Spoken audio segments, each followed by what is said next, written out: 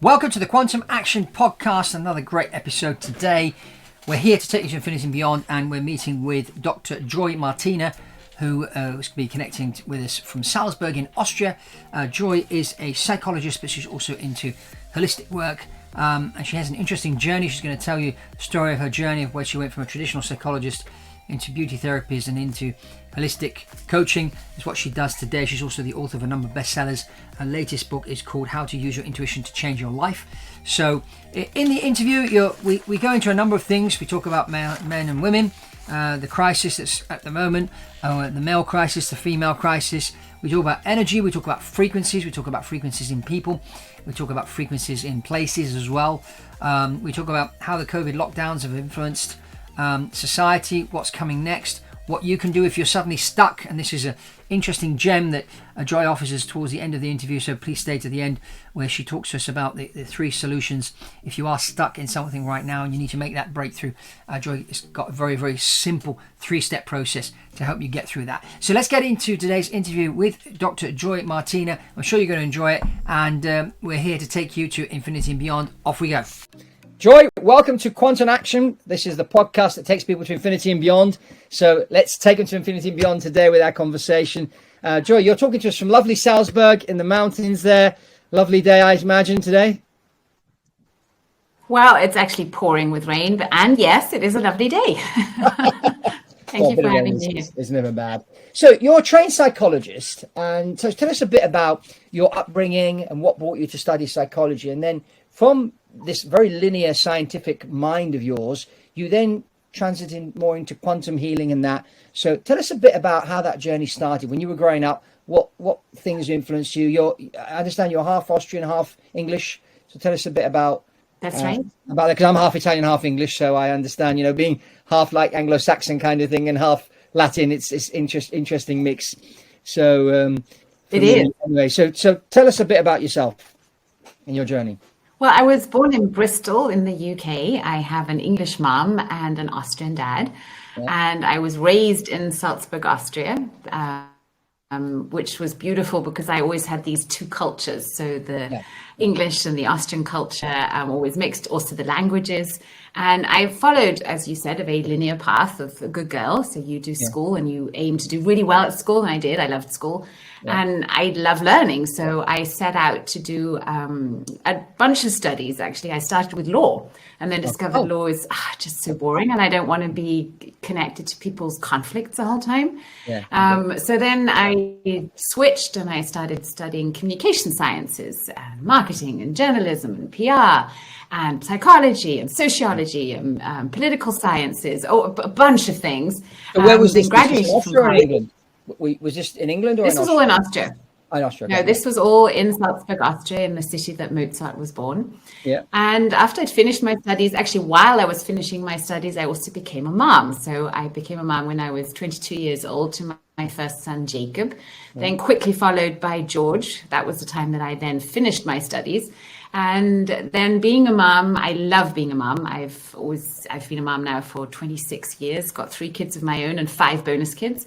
I discovered that just being a mom, although that in itself is a job, so I'm not disqualifying anyone who chooses that, kudos to you, I wanted more. So I always was studying weird stuff too. From the moment I had my own money, I was studying things like homeopathy, walking with the tensors and finding water, to family constellations. But it was always a hobby, and more a secret hobby, because in those days it was something that was not only frowned upon, but kind of made a little ridiculous. So I kept it quiet, did a lot of different things. So there was no linearity there anymore, because then I started working in beauty studios and help people to become more beautiful. I worked as a stylist, as a makeup artist, had a lot of fun doing that, until I realized that so many of my beautiful clients that were coming to me were so incredibly unhappy. Okay. And that triggered a whole journey that was also reflected in my life through my first divorce. My husband left me when I was actually, had 2 young kids, and it was all pretty traumatic at that time. And we're good now. It's all great. Yeah. But I did start thinking about, why am I called Joy? Because you see, the story behind my name is that my parents were told they couldn't have kids. And there's a big official letter in my baby album by the doctor telling them this isn't going to work. But then, hey presto, here I came. So I was called Joy. But I didn't always feel joyful. I had this seemingly perfect life, well, up until the first divorce happened, and that was a little painful, where I had everything that you were told that we could want. I had healthy children, I had a great marriage, had a beautiful house, the cars, and all that stuff, but I was just not really happy. So then, fast forward, I went on this deep dive of finding my own happiness again, and that actually happened through sleeplessness. The moment I had my kids, I kind of stopped sleeping. I had such trouble getting to sleep. Insomnia was my great friend for many, many years. So I had to figure out how to relax, how to get my brain into those blissful theta and delta modes. And I tried everything. As you know, I'd not only psychotherapy to hypnosis, everything, but nothing would work. So I had stacks and stacks of meditation CDs that I knew by heart. Yeah. But I was just not switching off at all. And then I decided, okay, well, maybe I need to start studying hypnosis myself, because if I can help someone else go into a relaxed state of mind, then maybe I'll be able to do it too. And that worked for me. So learning hypnosis was a big shift because I was able to consciously relax my brain. And that then opened up a whole, I now call it box of Pandora, although Pandora, you know, she's one of the women that have been so misunderstood. It's not a bad thing she got, but I discovered that by going into these relaxed brainwave states, I started channeling. I started connecting to all these interesting energies. The first one being crystalline guidance that started really, you know, not only giving me insights into my life, but also very clear directions of do this, don't do that. And it felt so right that I said, okay, I'm going to follow that. And that's actually how I met my husband, Roy, because I once signed up, before I knew him, to a course in Joy and Roy in to learn Omega healing training. So the Omega healing coach method. And I loved the method. It was finally something that was bringing together all those different bits that I had learned, from feng shui to homeopathy to all the energetic work, into a system that I could use to help others with. So then I gave up my beauty studio and everything that I was doing there and decided I'm going to go full on this and help people connect to their highest selves. Because that's what channeling was telling me was the most important thing to do, to help people tune into the greatest version of themselves and find that guidance in life and that certainty that so many of us are looking for. And that whole work then opened up this whole path that I've now been on for, 12 years, consistently, persistently, and with great commitment, because there's so much joy that I get from helping others connect to their intuition, to find their joy in life again, and to discover what they're good at, what their talents and gifts are, and how to transform seeming challenges and hardships into great blessings. Because that's what I had to learn to do. Yeah. So now we've had this COVID lockdown and it's changed people.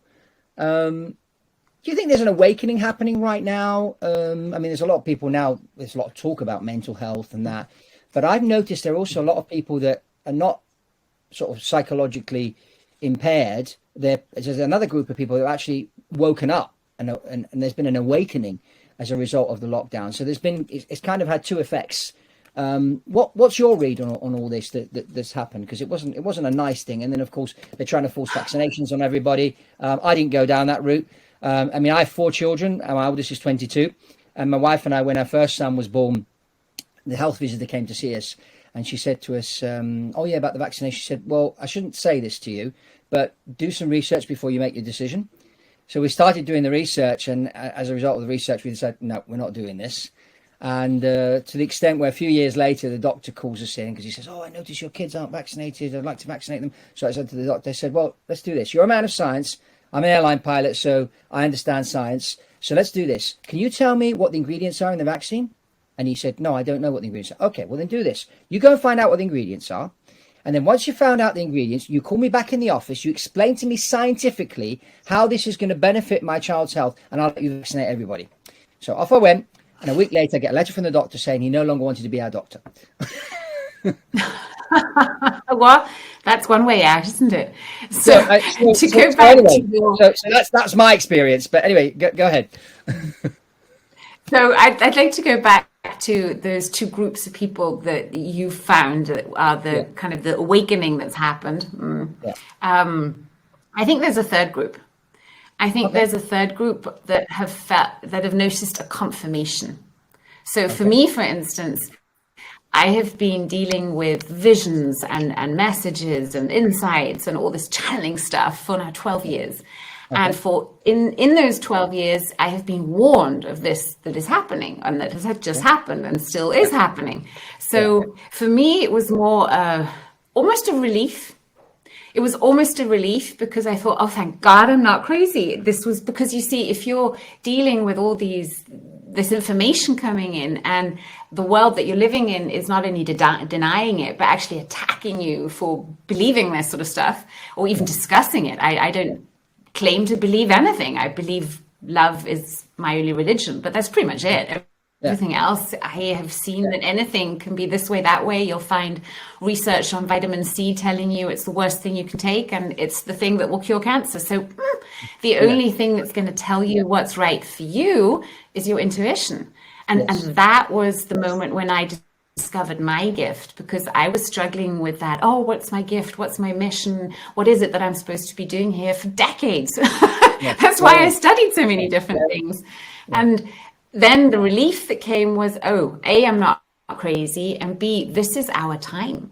So I say that most light workers, call them that, who have been on these interesting paths for many years, are now being called to not only step it up, but to start sharing, to own that space and say, yes, well, not only have I been saying this for years, but here's what we can do about this. Here's how we can co-create and create a better world for all of us. Because, you know, if all the things that we have signed up for and that we are committed to are true, that love always wins, love is the highest frequency and all that stuff, and everything is energy, then why don't we go ahead and trust that? So that's the group of the relief and the ones that have hopefully gained more power now and certainty. Then we have the ones that had that awakening where it was like, oh my God, I can no longer deny what is happening.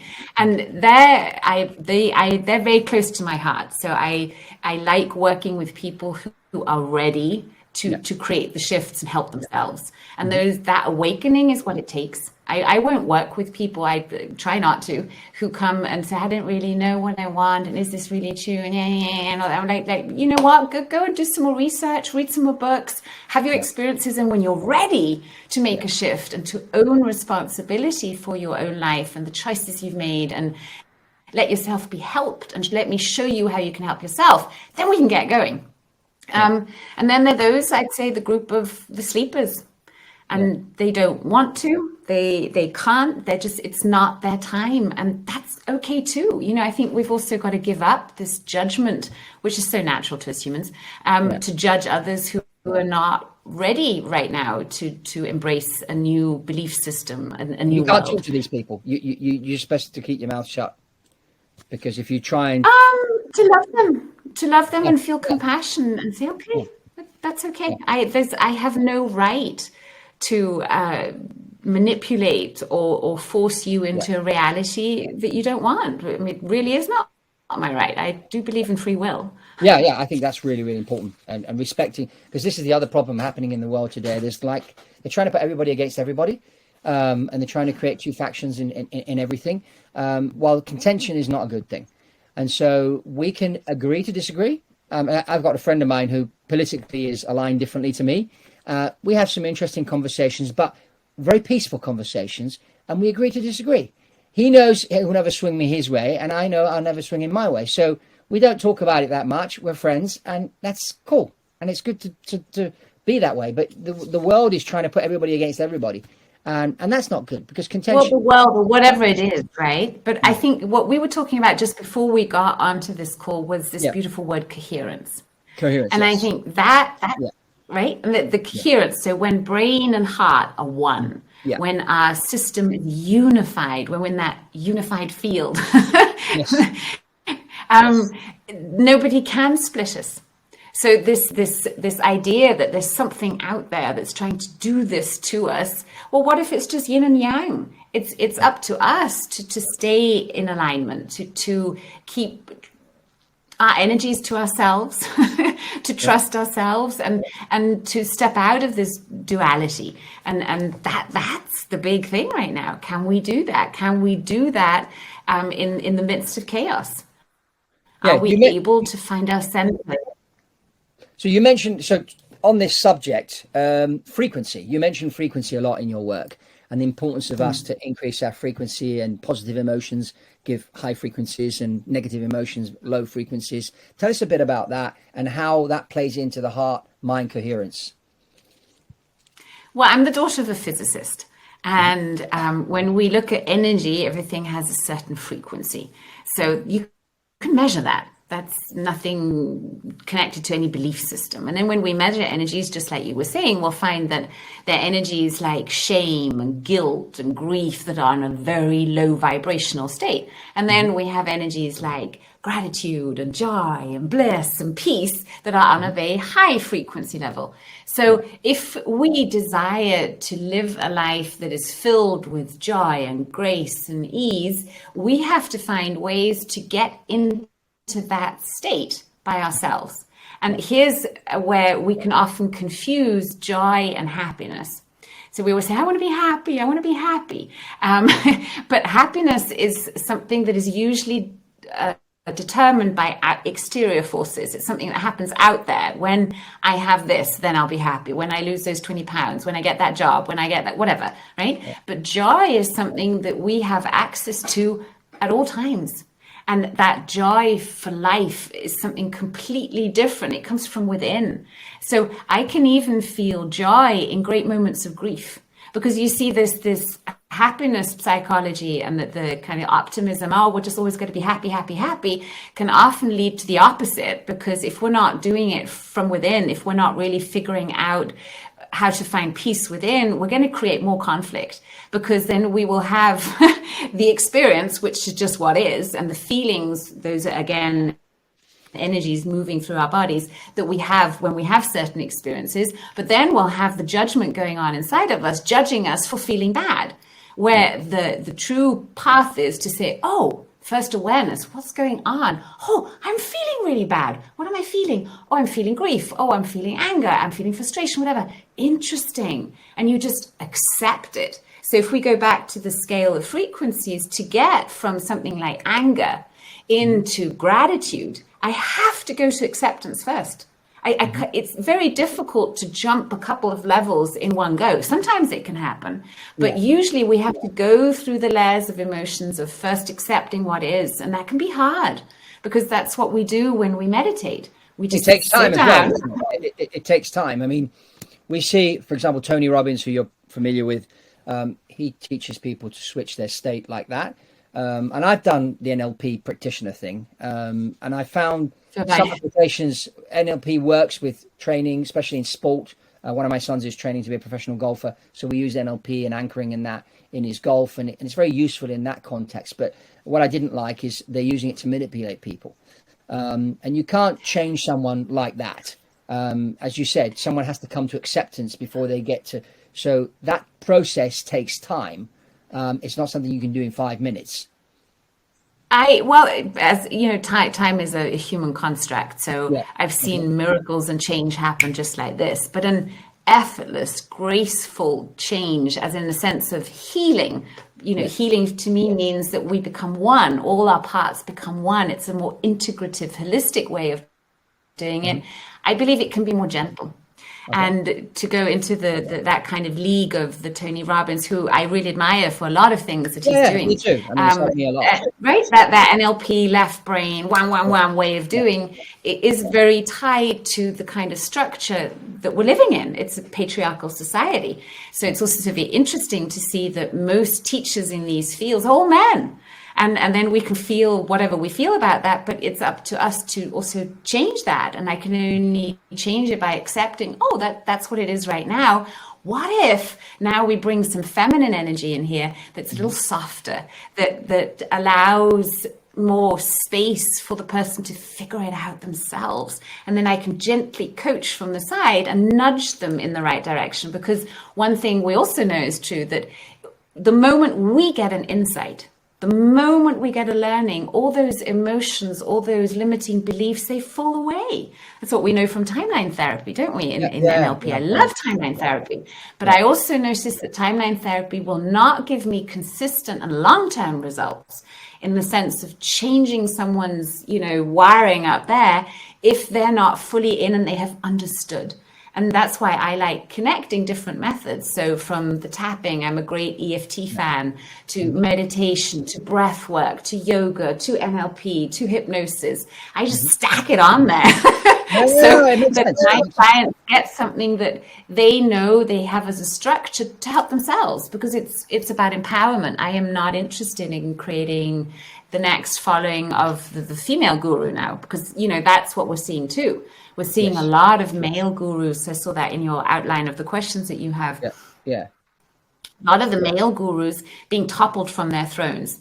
In many cases, rightfully so, because there was a lot of abuse, or there is a lot of abuse and manipulation and stuff going on. That's not okay.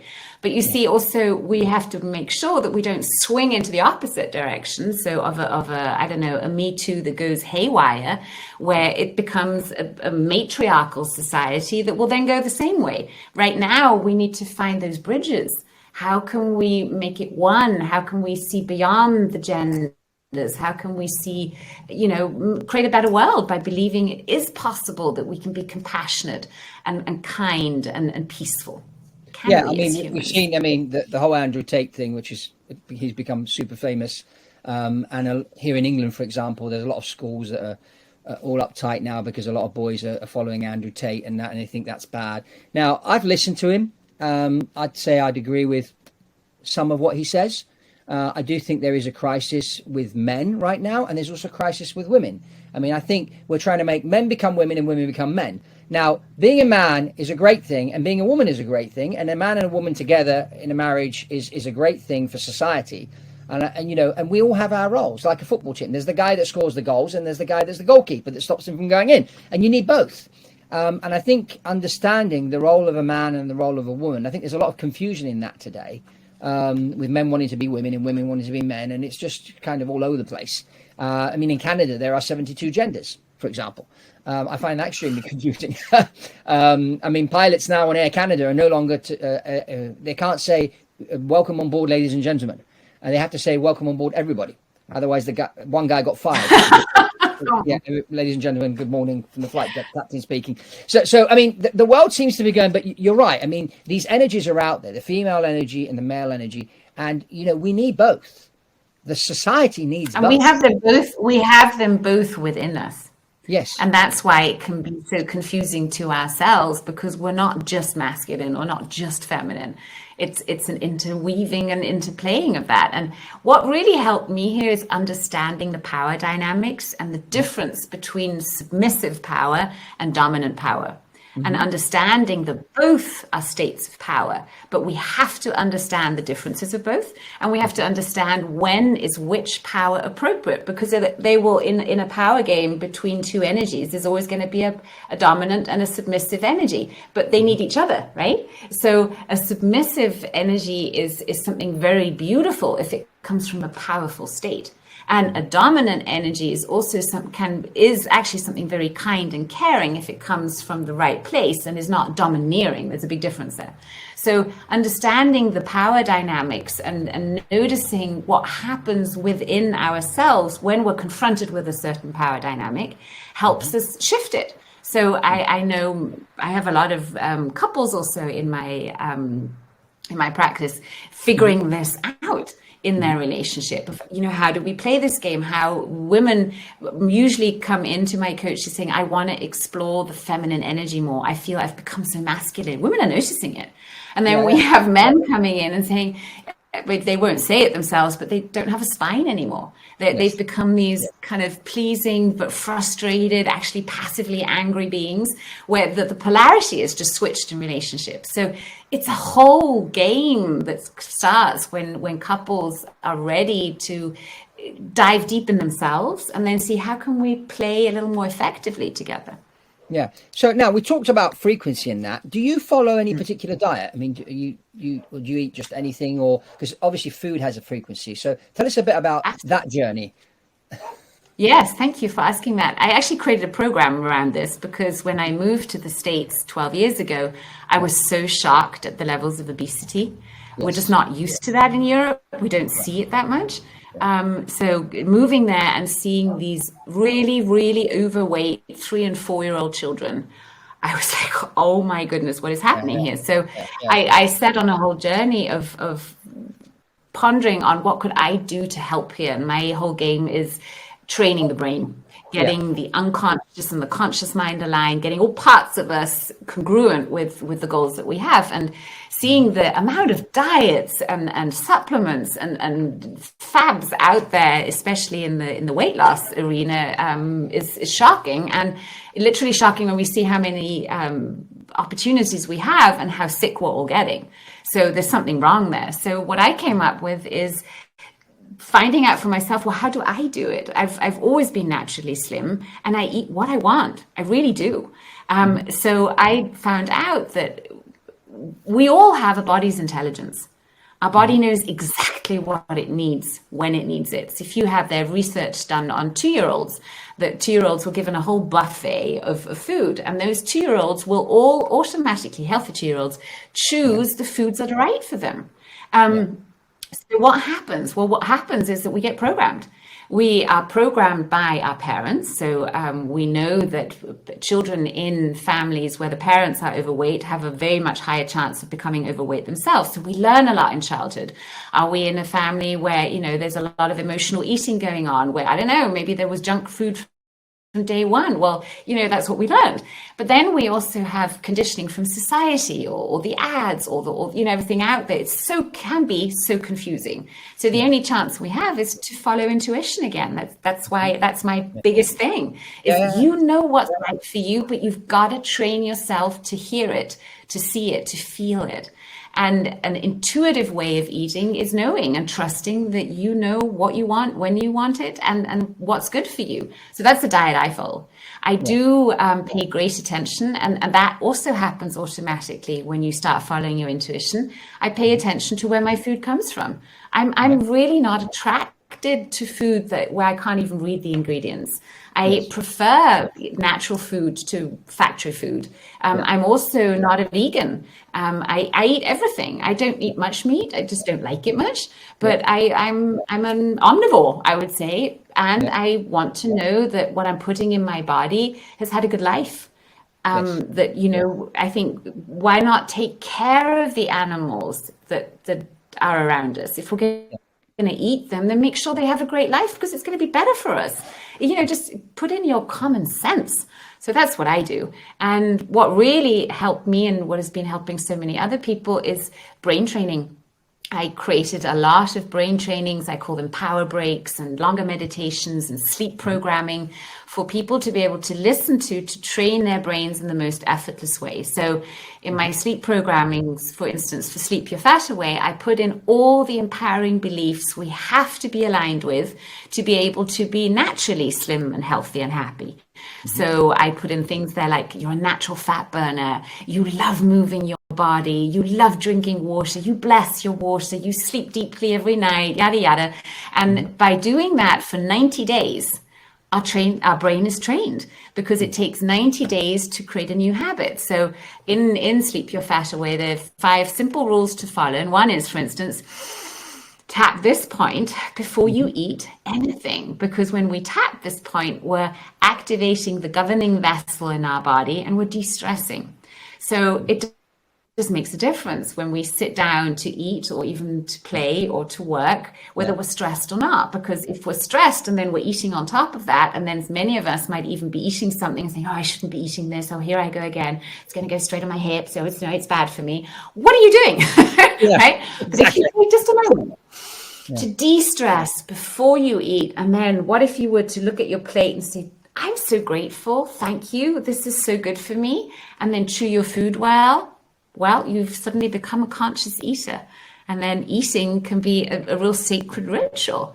And I enjoy all the food that I eat, whether it's a piece of chocolate or a stick of celery. Because why do you think is it that Americans have got this problem? There's so many obese people in America compared to Europe. Why do you think? Because you talk about in your work the frequencies of countries and places? Is it the frequency of certain places? Because there are areas of America where there are fit people, and there's other areas where there are really fat people. I mean, is it to do with the location as well? I mean, what's the Absolutely it does, because you see, every location that we're in is a vortex of energy. And every city that we know has a very different energy. If you look at, I don't know, Ibiza has a very different energy to, I don't know, the south of Sahara. So all that is there, the earth that it's on, the things that have happened in that place. We know that places of great wars and crime scenes, just, you can feel it, right? That energy is never dead. That energy never dies until a higher frequency comes in, because the higher frequency always wins and shifts something. So that's why it's very powerful for people, for instance, to go to places where there was a lot of suffering and crime, to go pray there. It changes the frequencies. Look at the peace studies of the 70s. So every place has its own frequency and energy. And then we have, you know, the people that are living there, what is trending there. If we look at California, the beaches, and people there who are very health and fitness minded, will have a very different America to somewhere that's, you know, low income. There's maybe, I don't know, not a lot of sunlight going on there. And there's a lot of industry. So that in itself plays a big deal. But then there's also, you know, things like governments. There are things like food industries. What are we set up against? And in the US especially, the system is not set up to nurture the people. It's not, because we're seeing it globally, sadly, as well. We're getting rid of the farmers. We're trying to push people into factory-made food, telling them that, I don't know, this thing is better for us than the natural thing. So we're stopping people from growing their own food. We're not educating children. That's a big thing. I mean, what are we teaching in schools? Why are we not teaching children how to grow their own food, to cook food? A lot of children in you know, places in America, but also other places, have never seen a cow. They think that's the milk that comes out of the carton. That's just how it is. So we can't fault this, the next generation if we're not educating them better, if we're not teaching them, and if we're not living role model lives to inspire them. So, it's just all intertwined and that's where it takes an alignment to just say, hey, stop. So step one is just stop everything you're doing and take a breath and say, okay, what else could this mean? And what can I do right now that's the most loving thing I can do for myself? And the reason why I love that question is because we can sometimes get so wrapped up in what's going on around us, what's all wrong, and what we could do for other people, that we fall into that whole people-pleasing dynamic, but we've forgotten to find coherence within ourselves. That's why the Heart Math Institute, that's why meditation, all that comes in, to just take that break. Just take a break. Yeah, I think that's really, really important. I mean, I've come up with my own saying now. So we've got to be aware of what happens in the world, but we also have to not care. And when I say not care, I'm not saying it in a negative way. I mean, in the sense that let's not let what's happening affect us and stop us from becoming who we were designed to become. And I think everybody which actually means we need to care more about ourselves. We need to care more about what state we're in, because that state is going to influence everything around us, right? Yeah, I mean, in order for us to help out, I mean, I remember listening to a talk by a guy that went to the South Pole and the North Pole, and he was talking about how important it was for them, for example, every day to go out and shower, because otherwise they could end up getting frostbite. And one of the members of the team said, "Oh, no, I don't need to do this every day. I'm okay." And then suddenly he got frostbite on his foot and he couldn't walk properly. So now they were there and they had to carry this guy and all his equipment. And so the lesson learned there was that, you see, if you don't look after yourself, then, you're going to jeopardize the team. So we really need to look after, if we want to help others, we need to help ourselves first, so that we're fit. We've got money. We've got all that we need, so that we can now, oh, you need help? No problem. I can come and help. I can lift that for you.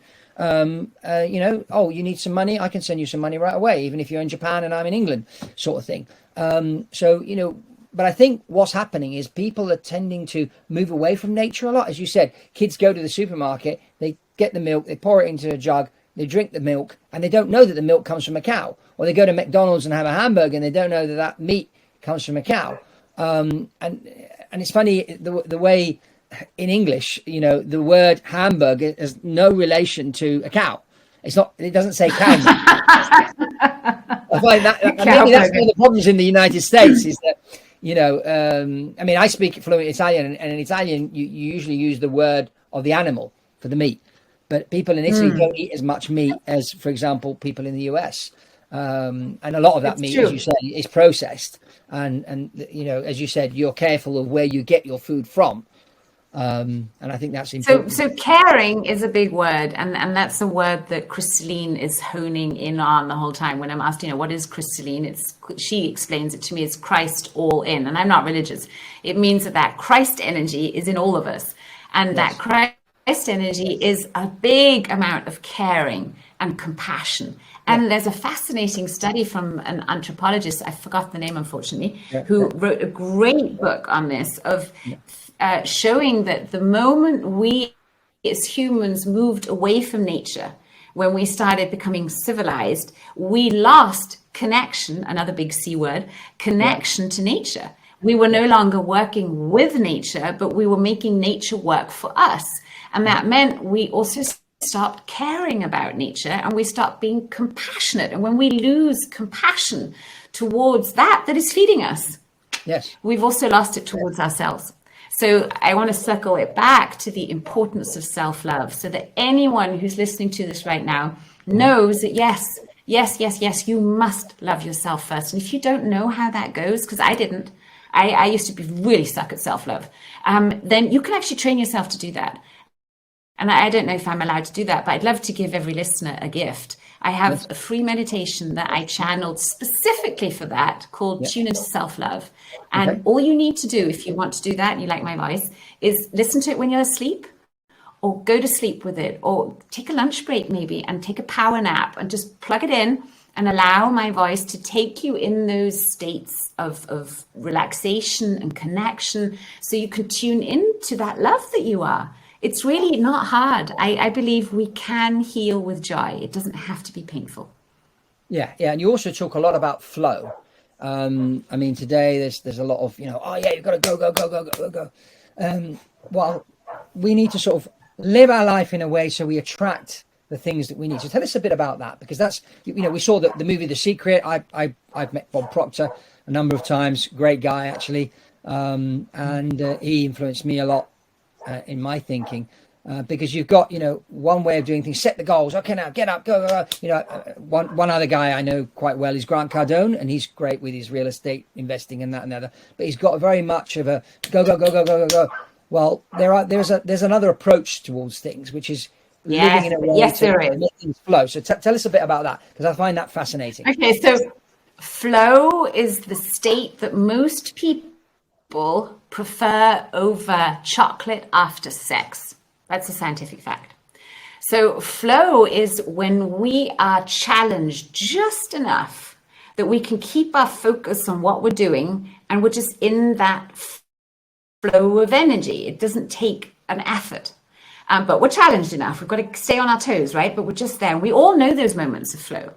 And flow, as you said, is a very different energy than the go, the drive, the ambition, the willpower. It's when I have to force myself. Now, we all have willpower, but willpower is not meant to be a long-term, constant solution. Willpower is only meant to come in little bursts of energy to keep us going, to find the new focus.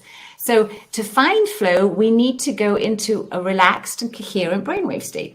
We can do that with a simple 5-count breath. We can do that with meditation. We can do it with tapping, getting into a good state, and setting our intentions. So I'm a big fan of conscious intention setting before I do anything that matters to me, before I get on a podcast, before I coach a client, before I go on a trip, before I cook a meal. I set my intention. And I always say, even if I don't know how to co-create a great podcast now that inspires people to connect to their higher selves, all I do know is it is so now. And I have a specific way of doing that by closing my eyes and rolling them up while I say this command. And the reason why I do that is when we close our eyes and roll them up as if we're looking through the crown of our heads, our brain goes into theta.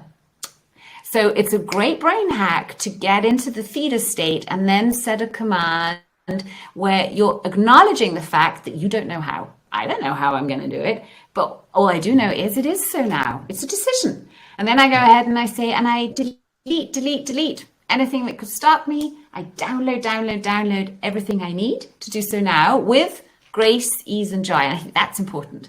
So many of us are trained to just go do. You got to work hard, you got to give it your best. But we've forgotten to do it with grace, ease, and joy, because that's a choice, right? Yes. We can serve like that, or we can serve by sacrificing ourselves. And that's a switch I think we need to make. And then I just say, thank you. So be it, so shall it be, or something even better. And when you say, or something even better, you're keeping that portal open to possibility. Because what I've noticed is no matter how clear my intention might be, how focused I am on my goals, when I then actually manifest that heart's desire, it's always better than I had imagined. It really is. Yeah. It came in ways that I could never see coming.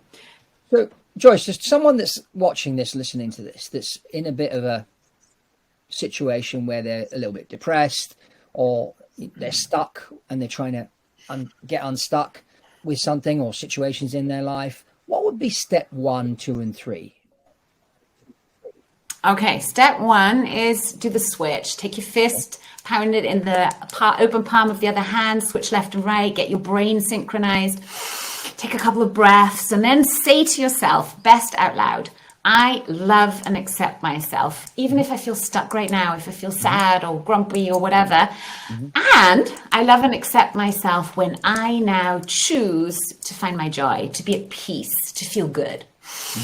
And then take a breath. You will have taken 3 breaths. You'll have connected your left and your right brain, and you'll have accepted what is. That means you're grounded, you're neutral. And now the only thing you need to do is close your eyes, go into a safe space, and breathe into your heart, and count from 1 to 5 as you breathe in, and from 1 to 5 as you breathe out. And then think of someone you love, think of a beautiful bunch of flowers, and just repeat inside of yourself something like, I'm grateful, thank you. Think of all the things that you already have, your body, your breath, that food you're eating, the water you're drinking, your loved ones, the sunlight. Just start counting things you can be grateful for. Count your blessings, basically. And you will count your blessings. Right? Yeah. Count your blessings, and then end it off with appreciating something about yourself. I think sometimes we can take the gratitude and just dump it outside, but how about feeling gratitude for the strength you have, the willingness to show up, that you're still here, you're still standing, even if it's not nice right now. Yeah. And then spend 30 seconds, 3 minutes, as long as you can, tuning into something that would give you great joy if it happened. So I call it the golden moment. So in my coachings, I always end the sessions by inviting or guiding my clients to their golden moment in life, where all the struggles that they're facing right now are behind them, where they're in that moment. And I ask them, how do you know? And they'll say something like, I don't know, I'm outside and I can see my wife's face. I can see her smiling. I know that I've made it happen. We're doing this. I can feel that. I see this. I hear that. And the more you do that, the more your focus is on what you actually want. And you're spending time in your desired future rather than your predictable future. And by doing that, consistently, have a dream board, make a vision board, cut out pictures of things that give you happy feelings, put yourself in there. The more you do that, the quicker that is going to manifest. It really is, because it's just a matter of frequencies. We're like tuning forks. So if I'm here tuning in guilt and shame and right, what am I going to attract? The same. So once I find that courage or that commitment, I say, you know what, I'm going to shift this now. I'm making that decision because it's a choice. And I choose to get into a better state on my own. I don't need anything else for that. I can do it all in my mind and in my body. And I tune into what I really want, which is up here, right? This great golden moment. Then suddenly those two become one, and manifestation happens in a graceful way, in a fun way, in a way, like you were saying, where I am attracting, I'm drawing it in rather than chasing it. Yeah. Joy, thank you very much. I think that's a perfect note to end the podcast on. Thank you very much. Now, where do people find you if they want to know more about your work, buy your books and your meditations and that? Where's the best place? Is it joymartina.com? Is that the best place? JoyMartina.com is an excellent place. I'm also very active on social media. I do it all myself and I respond. So I always respond on Facebook to any post that tag me. I have the Joy Tribe there. We're a gang of nearly 12,000 people from all over the world, just inspired to follow our joy and spread our joy. And on Instagram, I love connecting with like-minded and like-hearted people. So yes, you're a lady on a mission. You're a lady on a mission with a purpose to bring joy to the world. Joy's bringing joy to the world. Yes. Thank you very much, Joy, and thank you everybody for watching, for listening. And remember, keep at it with subscribing and listening to the Quantum Action podcast, taking you to infinity and beyond. Thank you.